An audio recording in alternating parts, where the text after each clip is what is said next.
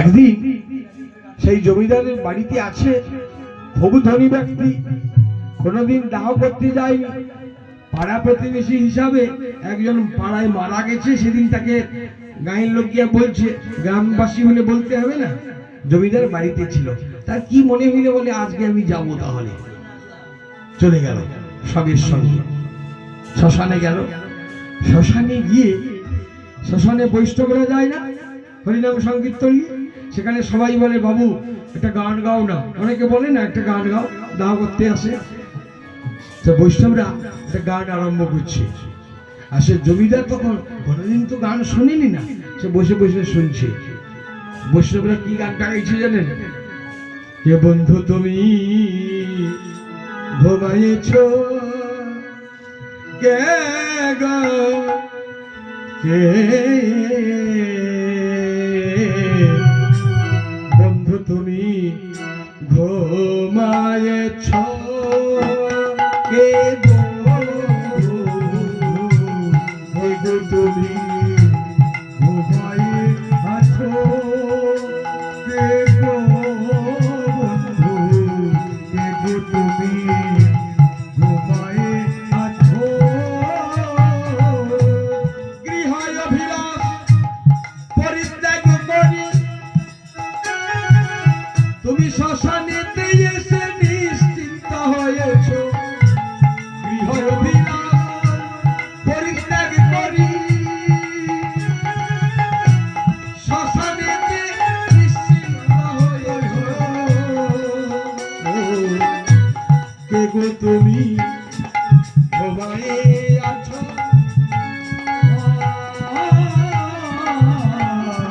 কে গো তুমি ঘুমায়ে আছো, ঘুমায়ে আছো, কে গো তুমি ঘুমায়ে আছো। গৃহাভিলাষ পরিত্যাগ করে শ্মশানে এসে নিশ্চিন্ত হয়েছ।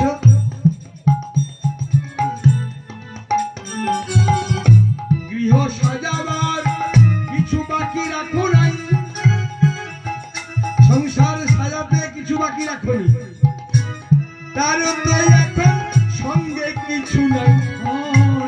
সংসার সাজাতে রাখো নাই, তার তো বাঁচাতে কেহ কারণ নাই। সংসার সাজাতে বাকি রাখো নাই, যেখানে যা দরকার সব নিয়ে আসছো, সেগুলো তোমার সঙ্গে কিছু নাই। সংসার সাজাতে দেখো কারণ বাকি রাখো নাই, সেগুলো তোমার দেখো কারণ নাই। কেবল কলসি কুচি মাথা মুন্ডু ছাই, এর জন্য রে ভাই আজন্ম খেটেছ। কে গো তুমি ঘুমায়ে আছো, ঘুমায়ে আছো, কে গো তুমি ঘুমায়ে আছো। সংসার সাজাতে কিছু বাকি রাখো নাই, তারও তো এখন সঙ্গে কিছু নাই, কেবল কলসি কুচি মাথা মুন্ডু ছাই, এর জন্য তুমি সারা জীবন খেটেছো। পুত্র কন্যা তিলিয়াদ ছেড়ে থাকিতে না কভু নয়নের আড়ে, আর গৃহত কন্যা গৃহতি ছেড়ে থাকো না কভু নয়নের আড়ে। ছেলে মেয়েদের ছেড়ে কোথাও থাকবে না, কোথাও গেলে বলে না আমি বাড়ি চলে যাবো। হ্যাঁ, ছেলে মেয়েকে দেখতে পারি না, পুত্র কন্যা নাতি নাতনি আমাকে বাড়ি আসতে হবে। পুত্র কন্যা তিলিয়াদ ছেড়ে থাকিতে না কভু নয়নের আড়ে, আজি অঙ্গার ভরা কদর্য শ্মশানে তাদের সনে বুঝি অভিমান করেছ। কে গো তুমি ঘুমায়ে আছো, কে গো তুমি ঘুমায়ে আছো। আজ বুঝি অভিমান করেছ তাদের সঙ্গে? তারা কেউ নেই কেন? তুমি একা? এর জন্য সারা জীবন খেলেছ?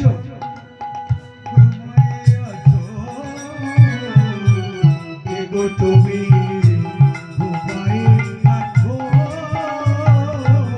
অনিমেষ নেত্রে কার পানে চেয়ে স্বপ্ন শূন্য নিদ্রায় আছো ঘুমাইয়ে, তোমার ঘুম ভাঙার চিহ্ন পাই না খুঁজিয়ে, কাল ঘুমে নিশ্চিন্ত হয়েছ।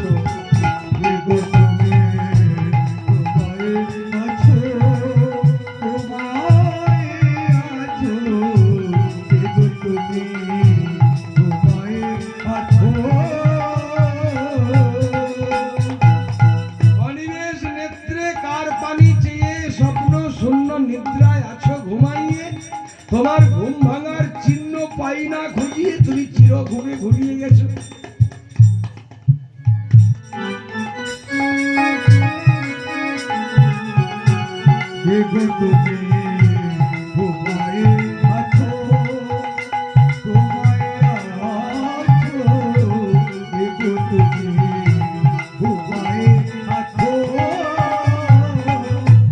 অনিমেষ নেত্রে ঘুমাইতে গেলে সংসারের মায়া যেতে হয় রে ভুলে, আমার নীলকণ্ঠ বলে দাও না আমায় বলে, নীলকণ্ঠ বলে দাও না আমায় বলে, কেমন করে সংসার পরিত্যাগ করেছ।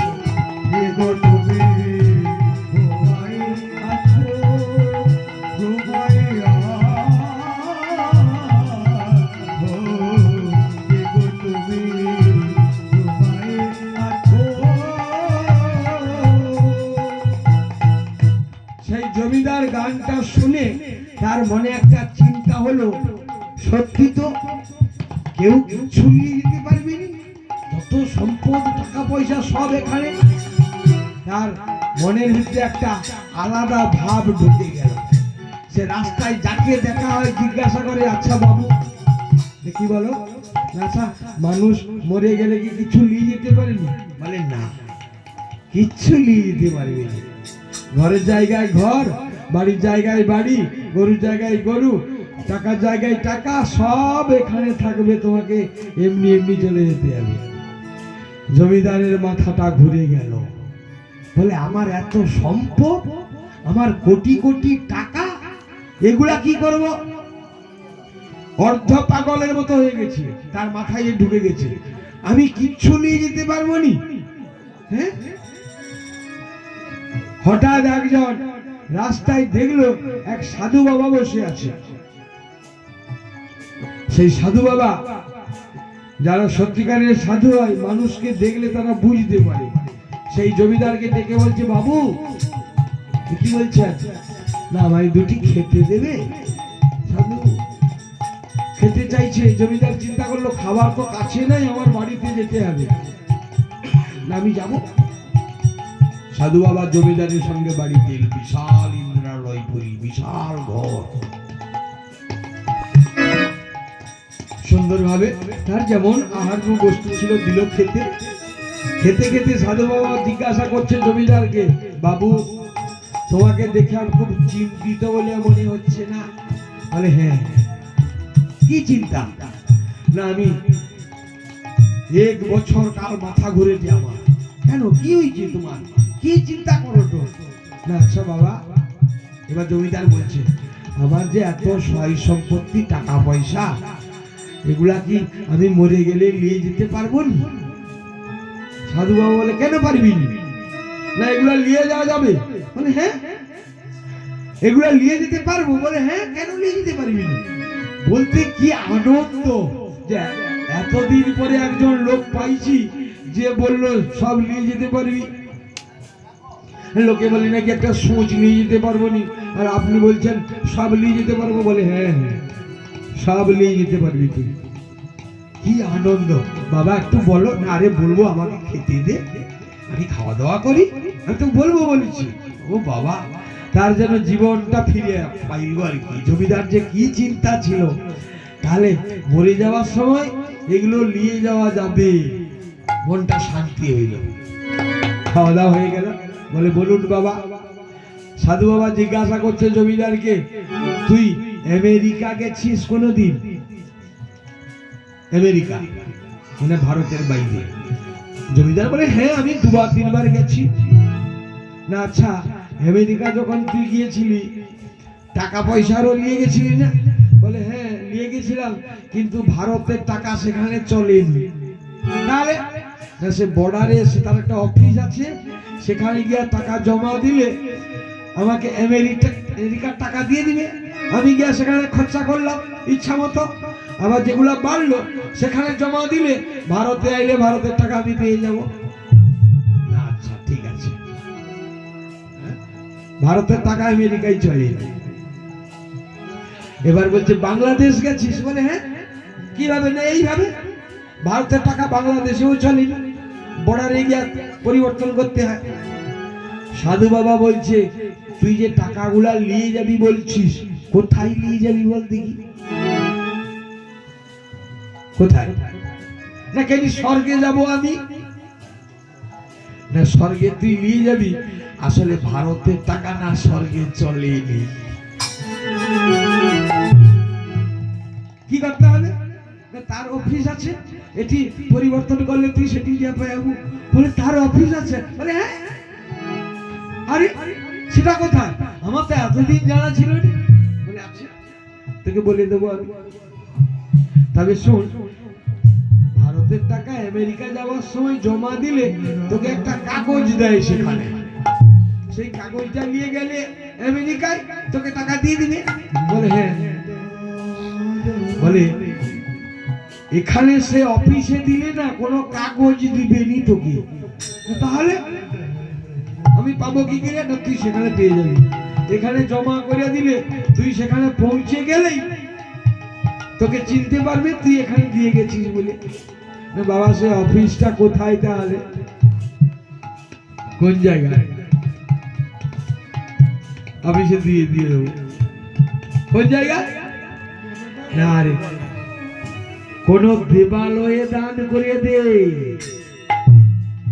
অনাথ আশ্রমে দিয়ে দে, নরনারায়ণের সেবা করে দে। কি হবে? সেখানে গিয়ে পেয়ে যাবি। বলে এখানে দিলে, এখানে দেবতার সমাঙ্গ ব্রাহ্মণে দানং দ্বিগুণং ব্রাহ্মণে পূর্বে জ্ঞানী নামে সহস্রে নয় অনন্ত বেদ পরায়ে।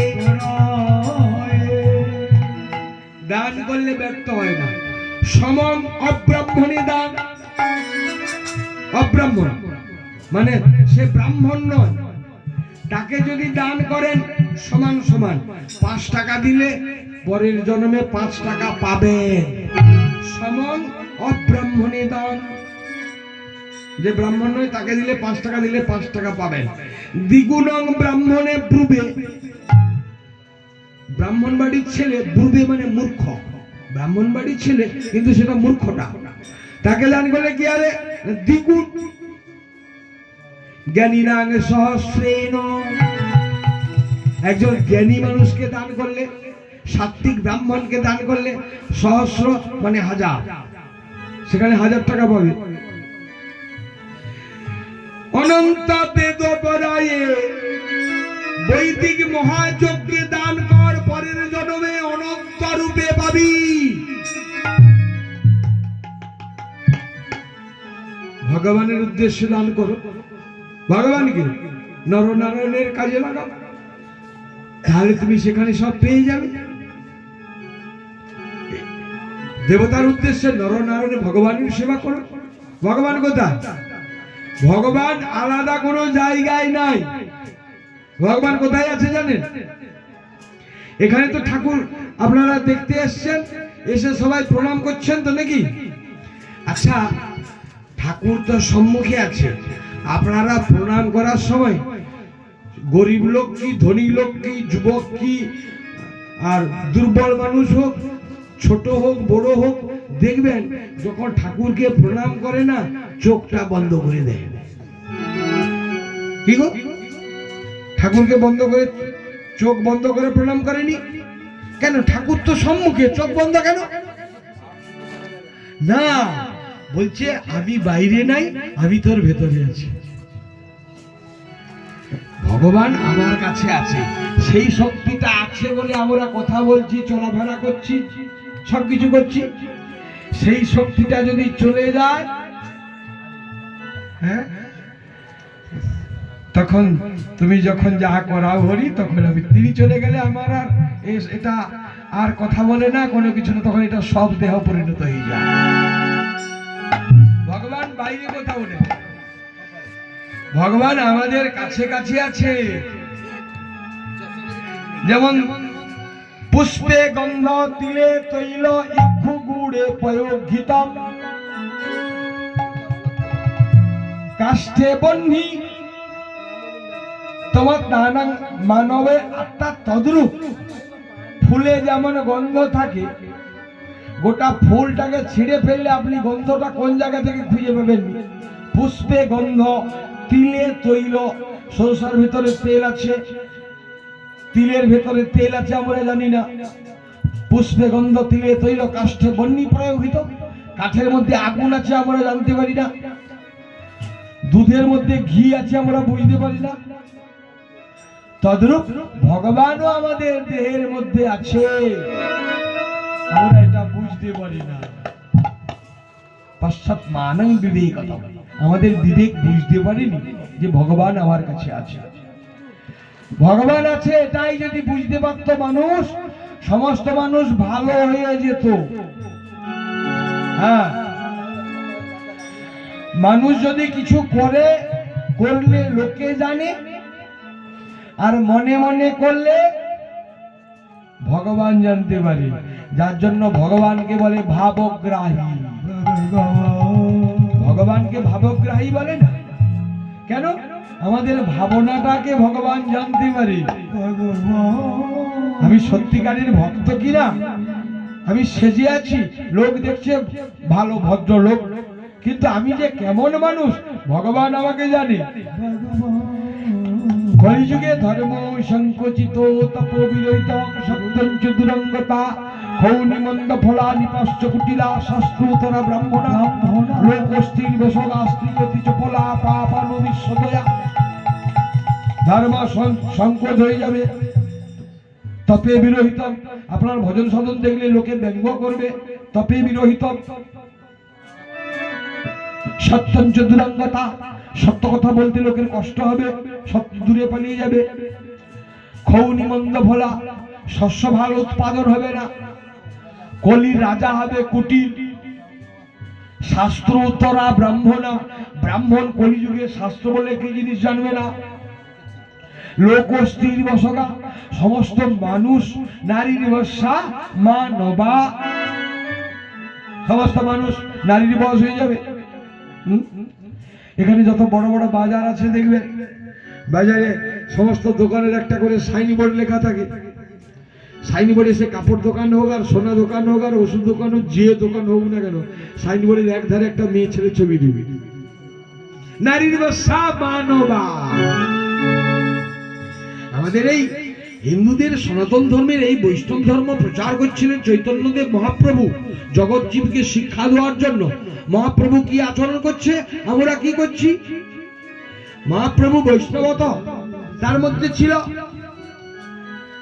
তিনি বিবাহিত নব যুবতী স্ত্রীকে পরিত্যাগ করিয়া সন্ন্যাস গেছিল, এটা সবাই জানেন। কামিনী কাঞ্চন ত্যাগ করছিলেন মহাপ্রভু। মহাপ্রভু ছিলেন মায়াবাদী সন্ন্যাসী। কামিনী কাঞ্চন, স্ত্রী ত্যাগ, টাকা পয়সা ত্যাগ, সব ত্যাগ করছে। আর এখন কলিযুগে বৈষ্ণবরা সেই মহাপ্রভুর নামগানটা প্রচার করছে। কি যত বৈষ্ণব সম্প্রদায় হরিনাম কে করছে? বৈষ্ণব সম্প্রদায়। মহাপ্রভু যে কামিনী কাঞ্চন বাদ দিয়েছিল, এখন প্রত্যেকটা কীর্তন দলে একটি দুটি করে আপনি মেয়ে পাবেন, নাইলে কীর্তন দল চলবে না। কত শাস্ত্রীয় আমরা অনুষ্ঠান করছি দেখুন। এখন মহাপ্রভু যাকে ত্যাগ করছে এখন বৈষ্ণবরা সে মেলিয়া কীর্তন দল আরম্ভ করছে। এখন আবার আমি অনেক দলের মালিককে বলি যে আপনারা মেয়ে রাখেন কেন? হ্যাঁ হ্যাঁ বলে বেণুমাধব বাবু আসলে কি জানেন, আগে আগে বাংলা করতে বাড়িতে লোক আসতো, এখন আর লোক আইসিনি, ফোন হয়েছে না, ফোন করে হ্যালো বাবু এবছর কীর্তন দল আছে তো? বলে হ্যাঁ আছে। সে সর্বপ্রথম জিজ্ঞাসা করছে পসরাটা ভালো হবে তো, মেয়ে কটা আছে? পার্টি যে বায়না করে, যদি বলে মেয়ে নাই তার বাইরে হবে না, তাকে তো ব্যবসা চালিতে হবে না, তাকে দল চালিতে হবে তো, 16টা লোক আছে তার আন্ডারে কাজ করে দিতে হবে তো, আবার ফোনে মেয়ে ছেলের সাইজটাও বলিয়ে দিতে হবে, যদি বড় হয় তাহলে রেটটা বেশি হবে, আর যদি কচ্চা হয় কম পয়সা। কি অবস্থা! মুক্তির জন্য হরিনাম করা হবে না, আমাদের উদ্দেশ্য মুক্তির জন্য হরিনাম করবো আমরা। এই হইলে জগৎ। নারীর বর্ষা মানবা, আর বৈষ্ণবদের মতো এত ধূর্ত আর সততা বোধে আর নেই। হ্যাঁ বাবা,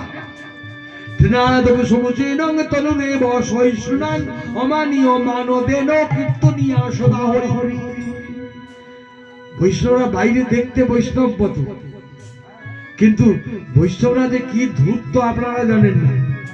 এখন ধর্মকে লক্ষ্য করিয়া পয়সা রোজগার হয়।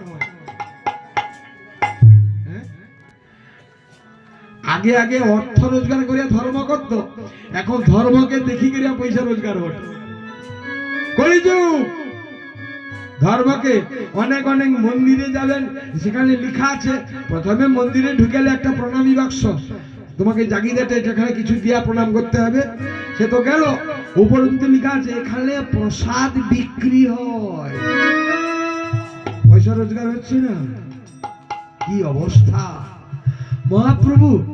এখন একজন কীর্তনিয়া কীর্তন করে 40,000, 50,000, 60,000, 70,000, 1 লাখ টাকা কীর্তন বিক্রি হচ্ছে। কি করে জগৎ পরিবর্তন করে দিয়ে যায় বলো দেখি? 1 লাখ টাকা 3 ঘন্টার জন্য দিয়ে দিতে হবে তাকে। সমাজ সে বলে এত টাকা লাগে মানে বাবু বড় গায়া বড় জিনিস, সমাজকে পরিবর্তন করে। কি পরিবর্তন হয়ে যায় সমাজ? কীর্তন ব্যবসা হচ্ছে না, হরিনাম বিক্রি হচ্ছে না। যারা অপরাধ দিবেন না, এই যে অধিকারী মহাপ্রভুর অধিকারী 4,000, 5,000, 6,000 টাকা, তোমার বাড়িতে কত সময় ঘুষবে সেটা আগে থেকে এগ্রিমেন্টে লিখে দিয়ে আসতে হয়েছে। হ্যাঁ তার ঠাকুর না তুমি ঠাকুর, তোমাকে আর তুমি তো মানসিক করে বসে আছো, আমাকে নিয়ে আসতে হবে, যত টাকা লাগিয়ে দেবো আমি দেবো। তার ধর্মকে দেখি ব্যবসা হচ্ছে না, ভগবানকে দেখি রোজগার হচ্ছে না, তাই ধর্মটাকে কোথায় নিয়ে আসছে আমরা? অর্থ রোজগারের জায়গা। বৈষ্ণবের মধ্যে ধূর্ত সততা শুধু মিছা কথা। কেন ফল হয়নি? না ডাক্তার রোগ হয়েছে, ডাক্তার বাবু ওষুধ দিচ্ছে, রোগ ভালো হয়নি। কি কৃষ্ণ নাম, একবার কৃষ্ণ নামে যত পাপ হরে, পাপীর সাধ্য নাই তত পাপ করে। কেন আমরা ফল পাইনি? না হয় ডাক্তারের ভুল আছে, না হয় ওষুধ ভুল। বলে না ডাক্তারও ঠিক আছে ওষুধও ঠিক আছে, তাহলে না আসলে রোগীর দোষ। যে ওষুধ সকালে খাইতে কইছে সে ওষুধ সে খায়নি, সেটা রাত্রিবেলা খাবে, ডাক্তারের দোষ নেই, দোষটা হয়েছে রোগী। হরিনাম করলে পাপ ক্ষয় হয়, এটা সত্যি, শাস্ত্র কথা সত্যি। তা আমরা ফল পাইনি কেন? না রোগীর দোষ। হরিনাম করতে আমরা শিখিনি, এখন নাম করতে হয় করি, নামটাকে তামসিকে নিয়ে চলে আসছি। হরিনাম হচ্ছে তামসিক, লোক দেখানোর জন্য। কিছু বাবাজি এখন বৈষ্ণব হয়ে গেছে দেশে। আচ্ছা এখন ভক্তের সংখ্যা বাড়ছে নি দেশে? হ্যাঁ হ্যাঁ, রাস্তা দিয়ে গেলে বহুত লোক দেখতে পাবেন এখন। আবার কত কত বাবাজি আছে না আমাদের এই বৈষ্ণবের ভেতরে, হ্যাঁ সে হাতে নামের ঝোলা নিয়ে বাজারকে চলে যাবে। আপনাকে হাতে একটা নামের ঝোলা আছে, বিশাল তিলক করা, বাবা বিশাল বাবাজি। সে আপনার সঙ্গে দেখা হয়েছে, বলে বাবু ভালো আছেন তো? আবার আরম্ভ হয়ে গেল, বাজারে গিয়ে বাবু সবজি কত করিয়া, আলু কত করিয়া, পটল কত করিয়া, হাতে তো সে নামে চলে আছে, বাম হাতে ব্যাগটা পেতে দিবে, বাম হাতে পয়সা দিবে, হাতে যেন কি একদম বাবু বিশাল কিছু করতেছে। ভণ্ডামি এগুলা, এদের বলে বরকট বৈরাগী, ধর্মের নামে ভণ্ডামি করছে, বৈষ্ণব সমাজের কলঙ্ক এরা। জানি না কিভাবে নাম করতে হয়। গীতার 6ম অধ্যায়ে পাবেন আপনি, ধ্যান যোগে লেখা আছে সমঙ্কায় শিরোগ্রীব। ঠাকুরকে ডাকার সময় নড়াচলা হবে না, সমং কায় ও শির, শির মানে মাথা, ধীর স্থির রেখে নির্জনে তাকে ডাকতে হবে। নাম জপের বিধান জানে না। তুলসীদাস গোস্বামী যিনি লিখে গেছেন যে মালা জপে শালা আর কর জপে ভাই, মালা জপে শালা আর কর জপে ভাই, মনে মনে জৈসা জপে বলিহারি যাই, আর মনে মনে জৈসা জপে বলিহারি যায়। মালা জপে শালা আর কর জপে ভাই, যে মনে মনে জপ করে সেটা হইল শ্রেষ্ঠ জপ। জপ হয় 3 প্রকার, কায়িক জপ, বাচিক জপ, মানসিক জপ। এখানে যে নাম যোগ হচ্ছে, এখানে একটা জপ হচ্ছে হরে কৃষ্ণ কৃষ্ণ কৃষ্ণ হরে হরে, হরে রাম রাম রাম হরে হরে। সবাই শুনছে। এটা যে কত সময় হবে, 24 ঘন্টা ব্যাপী একটা সংকল্পিত করে, এটা একটা যজ্ঞ, এটা একটা জপ হচ্ছে। এটা হলো বাচিক জপ, মানে বাক্য তৈরি করা হচ্ছে। আর একটা কি কায়িক জপ, সেটা আস্তে আস্তে বলবে, নিজে শুনবে, জোরে নয়, সেটা একটা জপ। আর একটা জপ হচ্ছে মানসিক জপ, মানে আমি মনে মনে ডাকবো। ভগবানকে ডাকাটা লোক দেখানো নয়। ভগবানকে ডাকতে হলে যে লোক দেখাতে হবে এটা না। নামের বেলা সংবিধান কি বলছে? এই যে নামযজ্ঞ, এই যে মন্দির সাজানো হয়েছে, এর একটা নিয়ম, একটা ধারা আছে, তো সেই নিয়মে কাজ করতে হয়, তার একটা সংবিধান আছে। আমাদের যে পশ্চিমবাংলা রাজ্য চলছে তার একটা সংবিধান আছে, ভারত চলছে একটা সংবিধান, তার বাইরে গেলে হবে না, সে নিয়মের মধ্যে থাকতে হবে। নামযজ্ঞ তদ্রূপ সংবিধান। মালা জপের নিয়ম কি বলছে, সংবিধান কি বলছে? না হরিভক্তি বিলাস, সেটা হলো সংবিধান।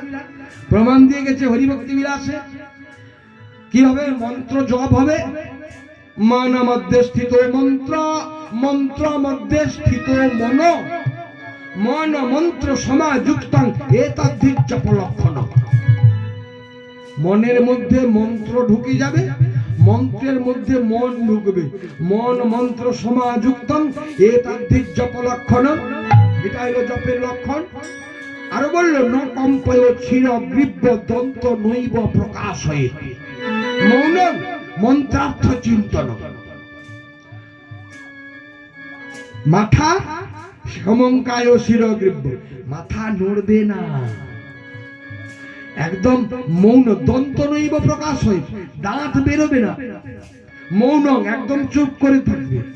মন্ত্রার্থ চিন্তন, মন্ত্রের অর্থ চিন্তা করো, এটা হইল জপের নিয়ম। আমরা ধর্মের নামে বিভীষিকা আরম্ভ করে দিয়েছি। আরে জপ করবি বনে মনে কোণে, মালা করবি সারা রাত বিছানে মশারি ভিতরে করো না, কেউ জানবে না, বন্ধ ঘরে করো, কেউ জানবে না, না হলে বনে চলে যাও, বনে কোণে না হয় মনে। ঠাকুরকে দেখাটা লোক দেখানো না। আর বৈষ্ণবরা এমনি ভাবে জগতে বৈষ্ণবের নামে কলঙ্ক। আমাদেরও বহু লোক বলে, বাবু এগুলো কি, আমি কি করবো? যার যেমন ভাব, যাদৃশীর শ্রদ্ধা সিদ্ধির ভবতি তাদৃশী। যে যেমন ভাবে করবে সে তেমন পাবে। আজকে এই যে নামযজ্ঞ হচ্ছে, যিনি নামযজ্ঞ করছেন, উদ্যোগী কর্মকর্তা চ বুদ্ধি দাতা তথৈব চ পাপু বা যদি বাপন্ন সমভাব বিধিয়তে। এর যে উদ্যোগী, এখানে যারা কর্ম করছে, উদ্যোগী কর্মকর্তা, বুদ্ধিদাতা, কেউ আবার বুদ্ধি দিচ্ছে, সে কাজ করতে হয়তো পারে না, সে বলে দিচ্ছে এটা করো সেটা কর, বুদ্ধিদাতা। পাপ বা যদি বা পুণ্য, এখানে পাপও যদি হয় কিংবা পুণ্য যদি হয়, সমভাব বিধিয়তে, সমান অংশে পাপ হইলেও পাবে, পুণ্য হইলেও পাবে। যে যতটা করছে সে ততটা পাবে। তুমি করনি, তুমি কিছু পাবনি। আমি যেমন কর্ম করবে আমরা তদ্রূপ ফল পাবো। আমি কর্ম করবো না, আমি ফলের আশা করবো। আমাদের ভগবানের কাছে যেতে হলে একই অবস্থা, তুমি যেমন করবে তেমন পাবে। এ জন্মের কর্মফলকে তৈরি করে হবে পরের জীবনটা। এই জন্মের যা করলে এইগুলা পরের জীবনে আমার কাছে ফিরে আসবে। যেমন গত বছর ধান চাষ হয়েছে, এবছর খাচ্ছি, এবছর চাষ করলে সামনের বছর খাবো, এও তদ্রূপ। এবার জীবনে যেটা চলছে পরে গত জন্মটা এই জন্মে চলছে, আবার এ জন্মের কর্মফলকে নিয়ে পরের জীবন তৈরি হবে। ভগবান হলেন দয়াময়, তুমি যেমনটি চাইবে গোবিন্দ সেইটাই তোমাকে দেবে। যে যেটা চায় সেটাই পাবে। যে লেখাপড়া করছে তাকে ঠাকুর আরো বিদ্যানের ঘরে পাঠিয়ে যেন বেশি করে করতে পারে, সেটা চাইছে। যে দান করে তাকে দানির ঘরে পাঠাবে যেন আরো বেশি করে দান করে। যে চুরি করে তাকে চুরির ঘরে পাঠিয়ে দিবে, যা আরো বেশি করে কর। তুমি দয়াময়, তুমি যেমনটি করবে যেমনটি চাইবে গোবিন্দ তেমনটি দিবে। আমরা চাইতে জানি না, ভগবানের কাছে কি চাইতে হয় সেটাই তো জানি না। হ্যাঁ, আমাদের কাছে বাড়িতে কোনো আত্মীয় বন্ধু আইলে আপনার বাড়িতে আপ্যায়নের জন্য যদি কোনো জিনিস না থাকে, আপনি পাশের বাড়িতে দৌড়িয়ে চলে যান যে ভাই অমুক জিনিসটা দে না রে, আত্মীয় আসছে আপ্যায়নের জন্য লাগবে। নেই বলে জানতো তো ভগবান কি দেয়নি? ভগবান আমাদের দেয়নিটা কি? তিনি সবই দিয়েছে। তো দোয়ার পর চাইলে কি করবে? লোভী বেটা কইবে দেখি। ভগবান আমাদের সবই তো দিয়েছে, আবার আমরা ভগবানকে চাইবো কেন? ভগবান আমাকে জানিনি, তাকে চাইতে হবে নাকি? সে তো আমাকে ভালোভাবে জানে, আমি জানিনি ভগবান। ভগবান তিনি দুটি চোখে গোটা বিশ্বকে দেখে, আর সারা বিশ্বের এতগুলা চোখ ভগবানকে দেখতে পাই। ভগবান সর্বভূতে বিরাজমান, সর্বত পরিপাদং সর্বত স্থিরবকং সর্বত শ্রুতিমান লোকে সর্বতম প্রতিষ্ঠতি। বাবা মাকে যতটা ভয় করে ভগবানকে ততটা ভয় করে, পুলিশকে যতটা ভয় করে ভগবানকে ততটা ভয় করে। অনেক অনেক সময় দেখবেন নতুন ছেলে যদি বিয়ে হয়ে আইসে, স্বামী স্ত্রী কথা বলে, স্বামী বলবে এই আস্তে কথা বল, বাবা আছে বলে, বলে না বাবা আছে, তাহলে বাবাকে ভয় আছে। আরে ঘরে বাবা কি? বাবার বাবা আমার 14 পুরুষের বাপ ভগবান আমার ঘরে আছে না, ঠাকুর আমার ঘরে আছে না। আমরা যদি এইটুকু মনে ভাবি যে আমি যা করছি ঠাকুর দেখছে, ঠাকুর সর্বত সর্বত পানি পাদং সর্বত স্থিরবকং। পানি মানে হাত, পাদ মানে পা, সব জায়গায় তার হাত আছে, সব জায়গায় তার পা আছে। সর্বত স্থিরবকং, সব জায়গায় আমার মুখ আছে। গীতাই বলছে সর্বতমাবৃত তিষ্ঠতি, সর্ব জায়গায় আমার কান আছে, আমি সব জায়গায় দেখতে পাই। ভগবান সর্বত্র বিরাজমান। এটা যদি কেউ বুঝতে পারে সে আর পাপ কর্ম করবে না, তার ভয় আসবে ভগবান দেখছে। কেউ না জানুক সে তো জানছে, এইটুকু যদি ভয় থাকে সে এমনি এমনি সৎ হয়ে যাবে। ভালো হওয়ার জন্য কাউকে দরকার নেই, ভালো এমনি এমনি হয়ে যাবে। যেমন খারাপ হইতে কাউকে লাগেনি। দেখবেন সমস্ত বাবা মা চায় ছেলে আমার ভালো হোক, কিন্তু ছেলে ভালো হয় না। আচ্ছা, আমরা যে জামা কাপড় গুলা ব্যবহার করি এগুলা ময়লা হয়ে যায়নি? ময়লা হয়তো পরিষ্কার করি, ময়লাকে করে দেয় না এমনি এমনি হয়? ময়লা কেউ করে দেয় নাকি? এমনি এমনি হয়ে যায়। পরিষ্কার এমনি এমনি হয়, ময়লা এমনি এমনি হয়ে যাবে। কলিযুগের মানুষ এমনি এমনি খারাপ হয়ে যাবে। খারাপ হইতে মাস্টার দরকার হয়নি, ভালো হওয়ার জন্য মাস্টার দরকার। খারাপ হইতে মাস্টার দরকার লাগে, ওই এমনি এমনি খারাপ হয়ে যাবে। তাহলে কি হবে না, ভালো করিতে হবে। ভালো করবে কি করে? বাড়িতে যেমন ওই ঝাড়ু ব্যবহার করেননি বাড়িতে, কেন ঝাড়ু নিয়ে আসেন কেন? ঘরটা পরিষ্কার করবেন, নোংরাটা পরিষ্কার হয়ে যাবে। তাতে যদি নাই শান্তি হয়েছে আবার জল কানা দিয়ে মুছা হবে, একদম পরিষ্কার। তাহলে ভবনটা পরিষ্কার কিন্তু ভাবনাটা পরিষ্কার নাই। ঘর পরিষ্কার, সার্ফ সাবান নিয়ে আসি, জামা কাপড় পরিষ্কার করলাম, তাহলে জামা কাপড় পরিষ্কার, ঘর পরিষ্কার, কিন্তু ঘরের এই যে দেহটার ভেতরে পরিষ্কার আছে তো? সেটা পরিষ্কার আছে তো? না, সেটা পরিষ্কার নাই। তাহলে এ পরিষ্কার থেকে কি হবে?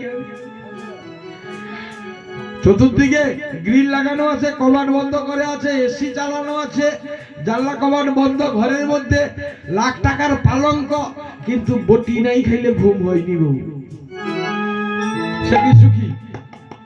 হ্যাঁ, আমরা ঐশ্বর্য সুখে মাতোয়ারা, সবাই সম্পদের লোভে মাতোয়ারা সবাই। আসল বস্তুকে আমরা খুঁজি না।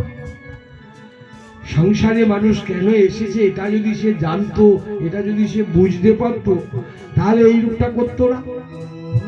এটাই দেশে মনে ভাবেনি মানুষ। এখন যা হয় হবে, যা হয় কি হবে, সবাই বলে ভালো করো, ভালো করলে কি হবে? নচিকেতা উপনিষদে পাবেন, তার বাবা সর্বস্ব দান করছে ব্রাহ্মণদের, বৃদ্ধ গাভীগুলা দান করছে। নচিকেতা রাজি ছিল না, বলে বাবা তুমি ব্রাহ্মণদের এই অকেজ জিনিস দান করছো, গাভীগুলা, যে গাভীগুলা ব্রাহ্মণরা নিয়ে গিয়ে তার বাড়িতে কোনো কেউ বাচ্চা দেবে না, তারা একটু দুধ পাবে না, এদের জন্য তাদের আরো কষ্ট হবে, এগুলো দান করে কি হবে? নচিকেতা ছোট ছিল, 12 বছরের ছেলে। হ্যাঁ, বাবা কোনো উত্তর দেয়নি, বিরক্তি হয়। এবার আবার জিজ্ঞাসা করছে, বাবা তুমি সবকিছু দান করছো তোমার? বলে হ্যাঁ। আমাকে কাকে দান করছো? বাবাকে বাবা একবার দেখলো, বাবাকে দানের মন্ত্র, ব্রাহ্মণদের মন্ত্র করে সব দান দিচ্ছে। 2বার 3বার যখন জিজ্ঞাসা করলো না নচিকেতা, তখন রেগে গিয়ে বলছে বাজস্ব বামুনি, বলে তোকে আমি জমকে দান করে দিচ্ছি। ব্যাস, নচিকেতা সদা চলল জমালয়ে। 12 বছরের ছেলে, সেখানে গিয়ে দেখে যম মহারাজ বাড়িতে ছিলেন, কোনো কারণে বেরিয়ে গেছে। 3 দিন নচিকেতা জমালয়ে উপবাসে ছিল, খায়নি তার বাড়িতে। আপ্যায়নের জন্য সব ব্যবস্থা করছে জমের বাড়ির লোক, নচিকেতা জলগ্রহণ করেনি। কেন না, বাবা যাকে দান করছে সেই লোকটা আগে আমাকে স্বীকার করুক যে হ্যাঁ আমি তোমাকে গ্রহণ করছি, তাহলে আমি তার অন্ন খাবো, নাহলে খাবো না। 3 দিন পরে যমরাজ ফিরলেন, বাড়িতে এসে জানলো যে একজন ব্রাহ্মণের ছেলে, ব্রহ্মচারী, অপূর্ব জ্যোতি বেরোচ্ছে দেহ থেকে, ব্রাহ্মণ, না খেয়ে 3 দিন আছে। যমরাজ বললেন, নচিকেতা তুমি অতিথি নারায়ণ, একদিন যদি গৃহস্থের বাড়িতে অতিথি উপবাস থাকে, গত জন্মের সমস্ত পুণ্যগুলা নষ্ট হয়ে যায়।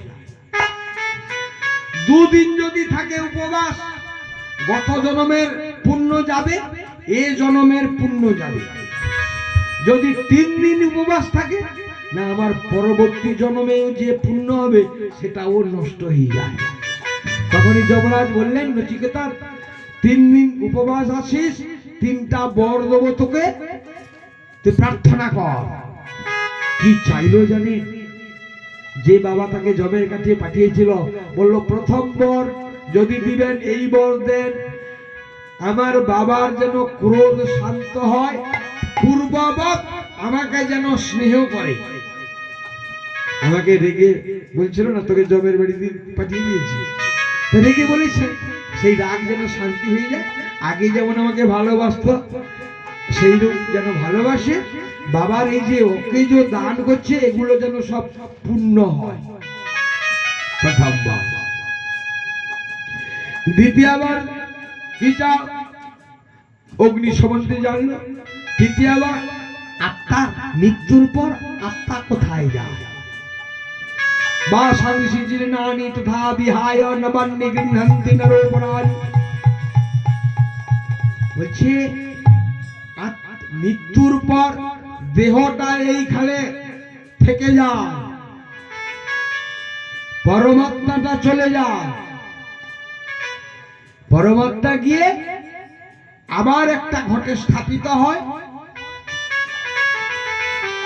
কে মনুষ্য পশু পাখি কিয়ে জনমিয়ে অথবা কীট পতঙ্গ